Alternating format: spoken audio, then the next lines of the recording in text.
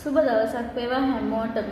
ඉතින් අද මම මේ වීඩියෝ එක කරන්නේ ගොඩක් අය මගෙන් මැසේජ් කරලා අහලා තිබුණා රජරට කැම්පස් එකේ ඉංග්‍රීසි ඩිප්ලෝමා එක පටන් ගන්න කවද්ද කියලා අලුත් බෑච් එකක්.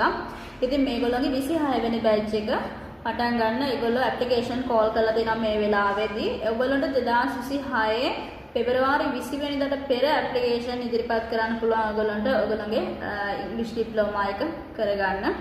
ඉතින් මේකට යන්න තියෙන qualifications මොනවාද කියලා අපි බලමු.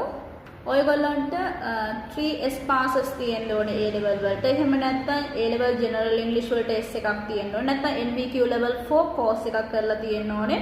නැත්නම් O level English C තියෙන්න ඕනේ. මෙන්න මේ qualification වලින් එකක් ඔයාලට තියෙනවා ඔයාලට පුළුවන් apply කරන්න. ඉතින් ඒගොල්ලෝ තව විශේෂ අවස්ථාවක් දීලා දෙන 2025 A level ලියපු ස්ටුඩන්ට්ස් ලාට pending resource වලින් apply කරන්න. ඒ ස්ටුඩන්ට්ස් ලාට O level English වලට C එකක් තියෙනවා. ඔයගොල්ලන්ට pending resource වලින් apply කරන්න පුළුවන්.